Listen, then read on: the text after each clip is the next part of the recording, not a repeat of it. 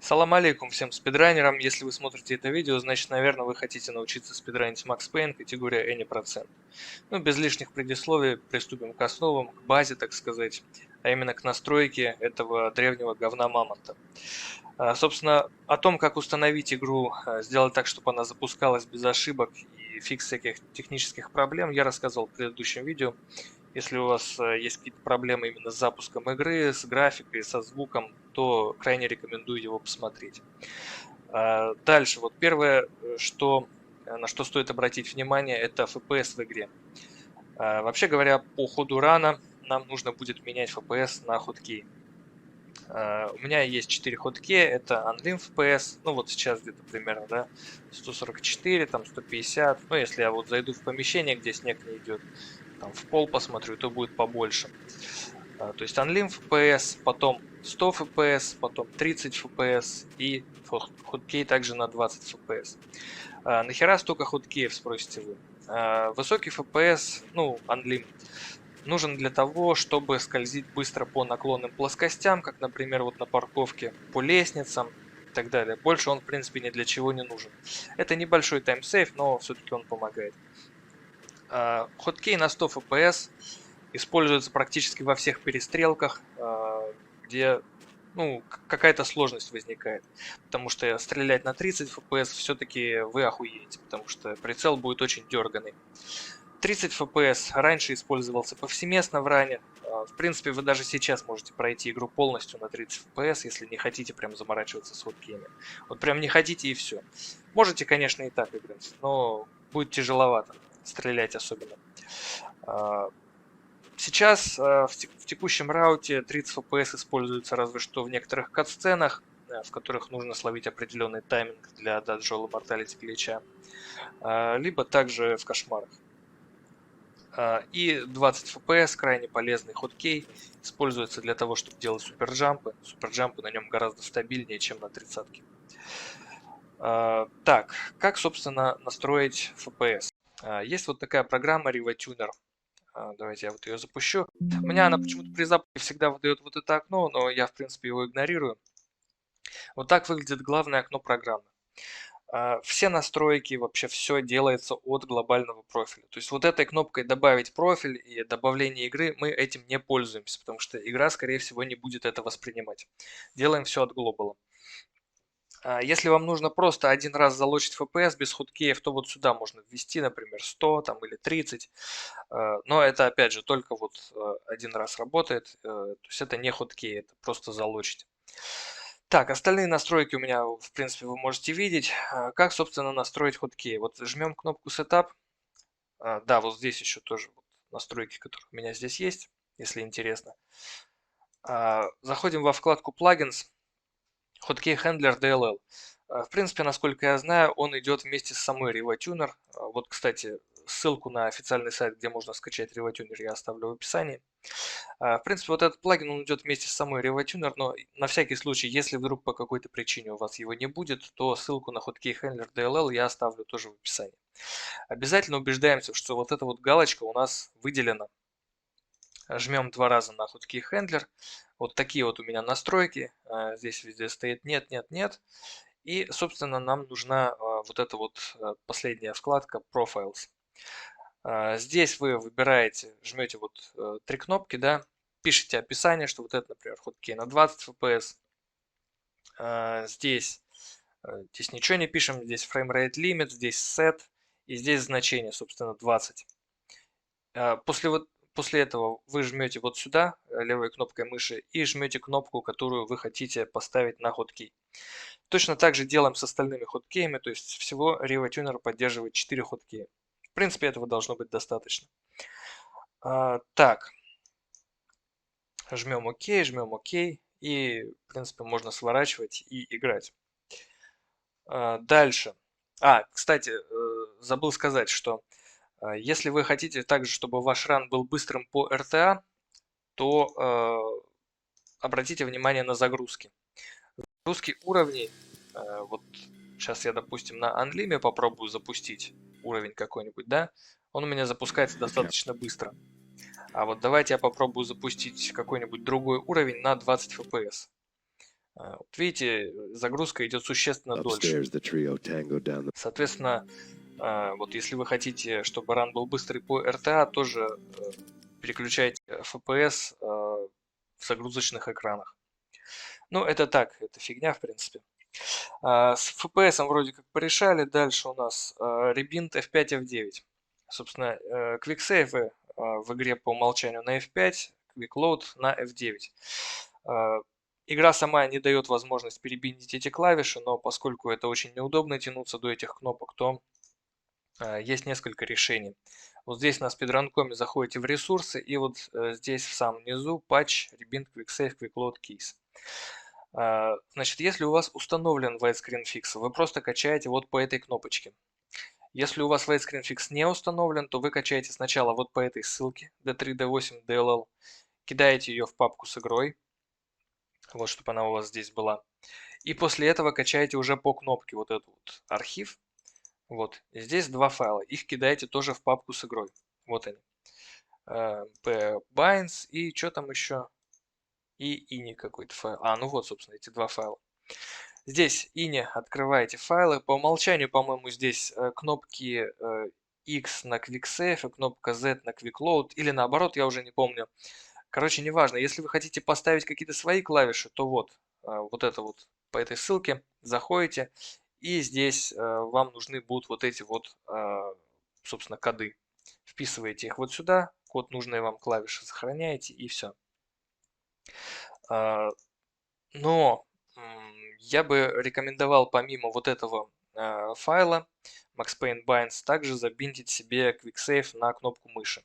Почему это важно? Потому что мышь в этой игре обладает таким свойством, она отправляет большее количество инпутов за единицу времени.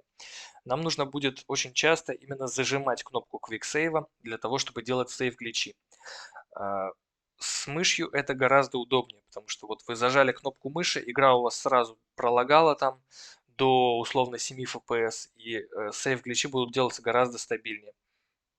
Конкретно я это делаю в софте, который вот идет вместе с моей мышью. Собственно, вот здесь можно создать профиль под Max Payne. Вот у меня боковая кнопка мыши забинжена на F5.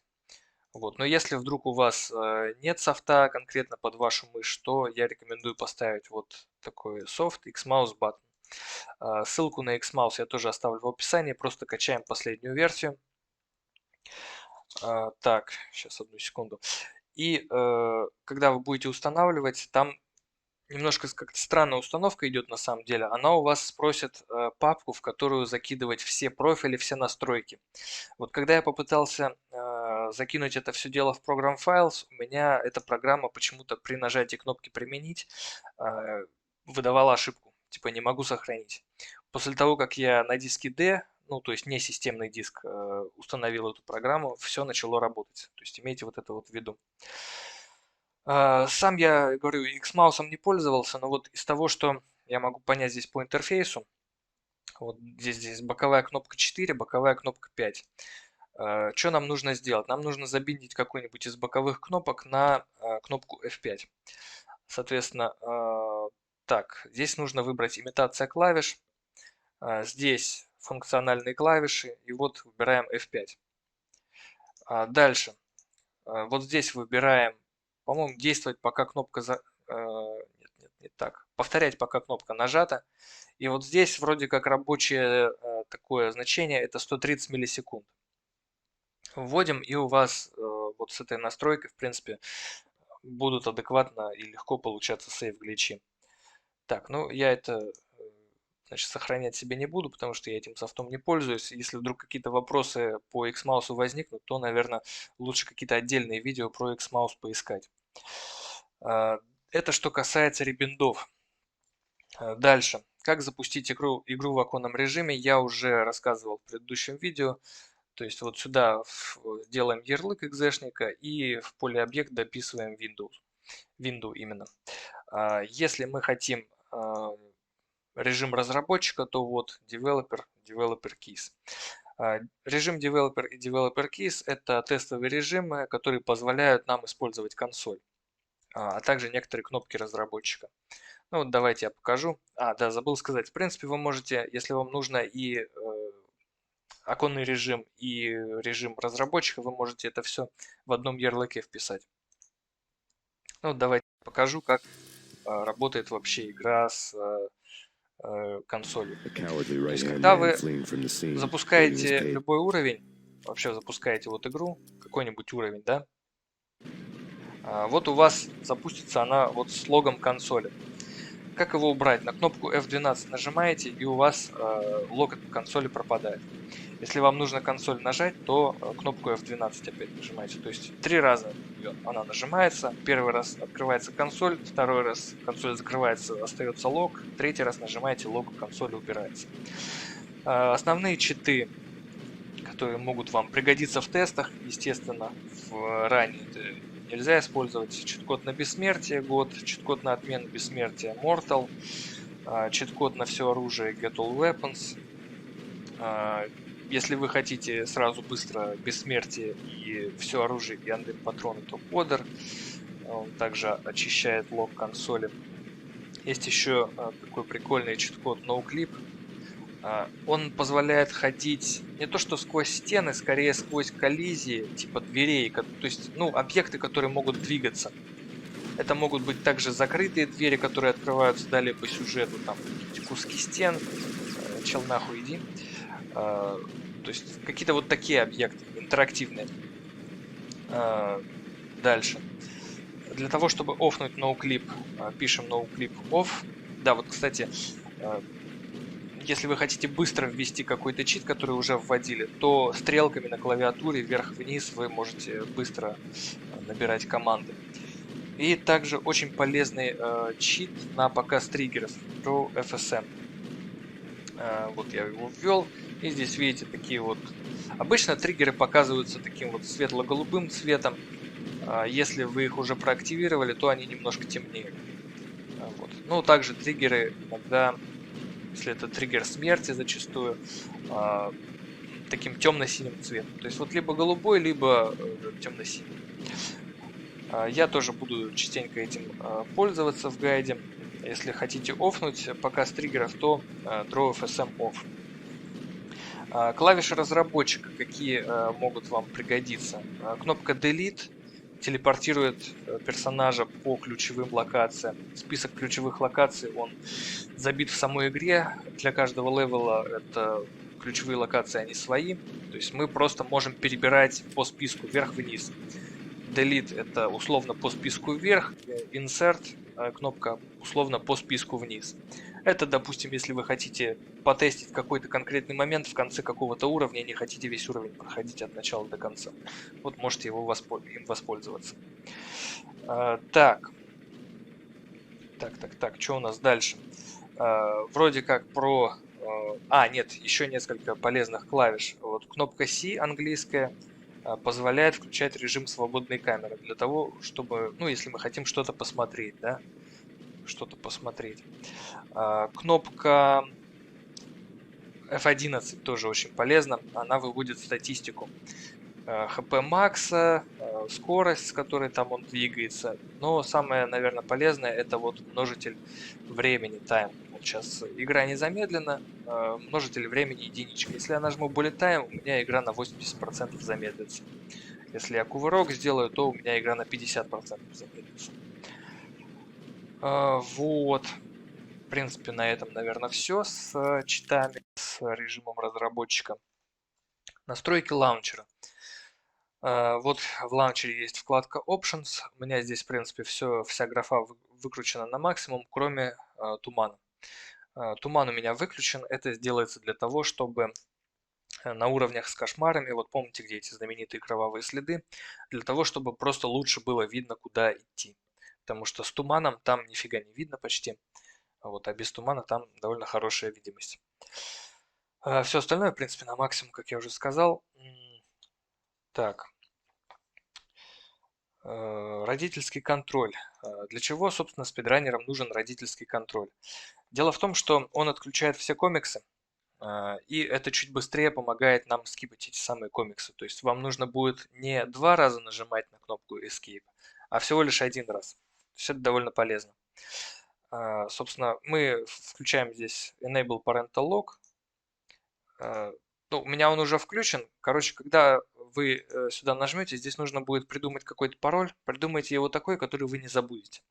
Потому что если, допустим, вы перестанете спидранить игру, захотите просто казуально пройти и отключить Parental Lock, ну, у вас не получится это сделать, если вы не помните пароль. Даже переустановка игры не поможет, потому что вот эти сведения, они записываются в реестр.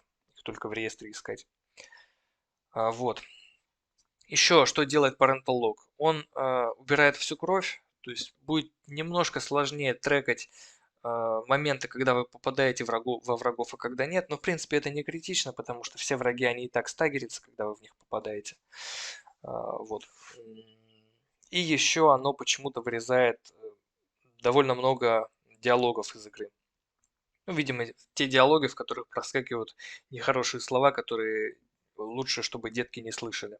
Вот, поэтому, если у вас будет вопрос, почему, например, катсцена с Алексом, где Алекса убивают, почему там никто ничего не говорит, это вот из-за родительского контроля. Итак, после того, как мы его включили, да, вот будет при каждом нажатии кнопки Play выскакивать еще дополнительное окно, то, что Parental Lock включен. Вот, собственно, у нас можно будет быстрее скипать комиксы. И также еще небольшое преимущество Parental Lock. Опять же, в уровнях с кошмарами будут лучше видны вот эти вот кровавые следы. Они будут просто заменены на такие толстые белые линии. Так, что еще? Level Selector. Level Selector это полезная вещь, опять-таки, для тестов. Позволяет вам загрузить любой уровень из меню. Вот, давайте я покажу. То есть вот на любом уровне сложности вы можете загрузить любой уровень, какой захотите, для того, чтобы что-то протестить. То есть вот этот Level Selector, он представляет собой вот такой файл, где он у меня, npm. Ссылку на него я оставлю в описании. Качайте его, кидайте в папку с игрой. И дальше в лаунчере, вот видите, Choose Customized Games, выбираем Level Selector. Также при загрузке уровня, который вы загружаете из Level Selector, вам автоматически игра будет выдавать все оружие, ну, за исключением пары уровней, где по сюжету оружие отнимается.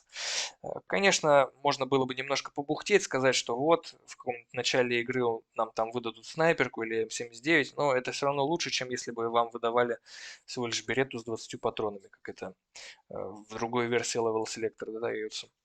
Так что не бухтим, терпим. Дальше. Собственно, немножко расскажу про уровни сложности. Есть 4 уровня сложности, из них 3 имеют собственные категории на speedrun.com. Основная категория это, конечно, Fugitive, то есть самая легкая сложность. Она все-таки немножко так поломана в том плане, что в ней есть динамическое повышение сложности. Что это значит? Это значит, что когда вы убиваете врагов подряд, ну, большое количество врагов, игра накручивает переменную, которая отвечает за сложность. Но при этом изменения вступают в силу только когда вы на следующий уровень перейдете. Так вот, предполагалось, что эта переменная сложности, она будет немножко уменьшаться, если Макс будет умирать. Ну, то есть, если игрок умирает, ему надо немножко сложность понизить. Но из-за бага это ни хера не работает, и практически вот после уровня Life from the Crime Scene у вас будет максимальная сложность, которая останется с вами до конца игры. То есть она упрется в потолок. Сложность Hardboiled, она практически ничем не отличается от сложности Fugitive, разве что там что-то типа на 5% или там на 10% больше хп у врагов. Если вы хотите потестить какой-то уровень из Level Selector, я бы советовал загружать все-таки на уровне сложности Hardboiled, потому что она наиболее приближена к сложности Fugitive Maximum. То есть вот сложность Fugitive, которая выкручена в потолок, которая будет с вами до конца игры. Если вы именно на Fugitive запустите, то есть риск того, что враги просто будут отлетать с одной пульки, ну там или с 2 пулек. Это не будет как-то, не совсем честно будет. В ране у вас по-другому будет все. Так, сложность Dead on Arrival имеет свою отдельную категорию на speedrun.com. Основная такая фишка, что ли, этого уровня сложности, то, что вам дается 7 или 8 сейвов на уровень. Но, кстати говоря, если вы запускаете игру с режимом разработчика или режимом Developer Keys, вы сможете сейвиться на этом уровне сложности, даже вот после того, как игра вам пишет, что осталось 0 сейвов. Такой вот, я не знаю, баг или фича режима разработчика. Но в любом случае, если вы бегаете с режимом разработчика и вас спалят, то вам ран просто реджект. Так что имейте в виду, что это только для сейвов. Также на уровне Dead on Arrival опять-таки больше хп у врагов, меньше хп у Макса. Вот я как-то раз залезал в файлы игры и вот сделал такую вот сводную табличку. Разница между Fugitive и Dead on Arrival. Нас интересует вот это вот. То есть Fugitive максимум, который с нами большую часть игры, и вот DOA. То есть на 16% жирнее враги, а у Макса на 25% меньше хп. Ну и еще у 7 сейвов на уровень. Так, и последний уровень сложности это Нью-Йоркская минута. Она имеет свою тоже категорию на спидранкоме. Здесь ну, такая основная фишка заключается в том, что используется IGT таймер. Если вы заходили на спидранком, вы, наверное, заметили, что раны по IGT, точнее раны по Нью-Йоркской минуте, они якобы самые быстрые, на самом деле наоборот, они самые медленные, потому что активно очень используется bullet time, используются кувырки вместо дефолтного бега.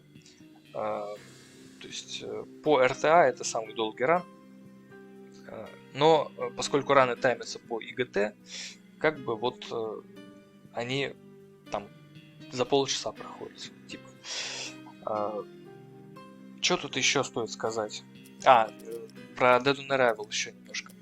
Если вы вдруг захотите бегать Dead on Arrival Fugitive, то, точнее Dead on Arrival, а не процент, то для того, чтобы вам делать сейв гличи, я бы рекомендовал ставить 20 FPS в загрузочных экранах. Это позволит вам меньше тратить сейвов на сейв глич. Ну и, конечно, некоторые сейв гличи вы все равно не сможете сделать, потому что просто не хватит сейвов, скорее всего. Так, ну я не буду дальше рассказывать про уровни сложности, все равно все обычно спидранят Fugitive. Дальше. Давайте немножко посмотрим на настройки игры. Так, ну тут здесь настройки движения. Здесь у меня разбинжено только Bullet Time Combo, оно не нужно в ране. Так, ну настройки клавиш вы сами себе выставляете какие хотите. Единственное, что скажу, что желательно, наверное, кнопку выбора лучшего оружия, где она, кстати, вот, Select Best Weapon, ее как-то более-менее удобно себе ставьте, потому что на эту кнопку можно делать супер джамп. Вот. Так, что еще?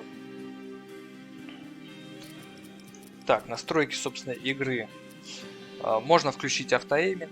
Автоэйм в этой игре работает следующим образом. Вот вы, допустим, видите врага, стреляете в него, но прицел при этом у вас не на враге, он чуть в стороне от него. Со включенным автоприцеливанием, даже если у вас прицел мимо врага наставлен, все равно пуля будет лететь во врага. Но, конечно, это работает только в пределах небольшого радиуса, в пределах небольшого угла вокруг модельки персонажа. Однако стоит отметить, что если у вас включен автоэйминг, то будет немножко сложнее, может быть, ставить хедшот, потому что если у вас прицел находится выше головы, то обычно вы делаете хедшот.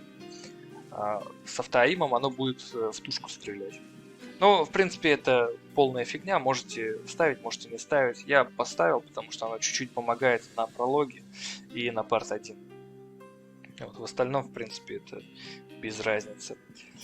Так, Auto Weapon Change. Обязательно убираем эту клавишу, потому что она отвечает за то, что когда вы подбираете какое-то новое оружие, которое игра считает лучшим, список лучшего оружия забит в самой игре, изначально заскриптован, у вас Макс будет автоматически на него переключаться. И, соответственно, если вы делаете это прямо в процессе перестрелки, то будет вам просто руинить перестрелки. Так, Enable Gameplay Tips пофигу, Enable Bullet Time пофигу.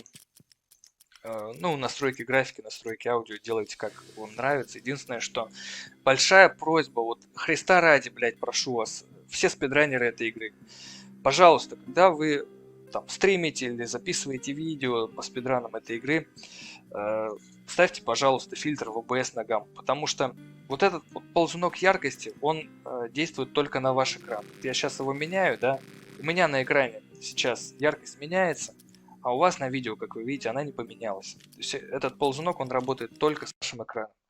Для того, чтобы можно было хоть что-то видеть в вашем ране, потому что игра супер темная. Что делаем? Вот если вы стримите, допустим, через захват экрана, ПКМ, фильтры, фильтр на гамму выставляете, где-то там 0.35, 0.36, уже достаточно, все. Большая просьба вот прям ко всем, потому что иначе ни хера не будет видно. Особенно там в каких-нибудь кошмарах. В принципе, с настройками игры на этом все. Единственное, что, может быть, еще стоит упомянуть, это настройку лейв-сплита. Нафига я 2 раза запустил, не знаю. Ну, если вы опытный раннер, то вам, наверное, это не нужно. Вот. Единственное, что я покажу, как включить автосплиттер и load remover. Просто вот выбираем Max Payne, категория Fugitive. И здесь у вас будет кнопка Activate. Это автосплиттер и load remover. В настройках можно будет включить, если вы бегаете нью-йоркскую минуту, то ставим вот эту вот галочку. Если вы бегаете илки, индивидуальные уровни, то ставим вот эту вот галочку. В принципе, на этом все. Сплиты вот эти вот с названиями, где какие там гличи делать, тоже могут быть полезными. Я свои сплиты скину тоже по ссылке в описании. Да, еще может быть такая проблемка. У некоторых раннеров видел. Сейчас покажу. Бывает иногда такая проблема, что вы закончили какой-то уровень, пролог, например, да, и у вас 2 раза сплитнулось, то есть перешло на уровень P1C2, а должно на P1C1. Что делать в этом случае? Убедитесь, пожалуйста, что у вас... где оно? Вот, Scriptable Autosplitter, что вот этого пункта нет. То есть вы его убираете, и у вас начнет нормально сплитать. В принципе, на этом все. В следующем видео я расскажу про movement, про основные гличи, про всякое такое.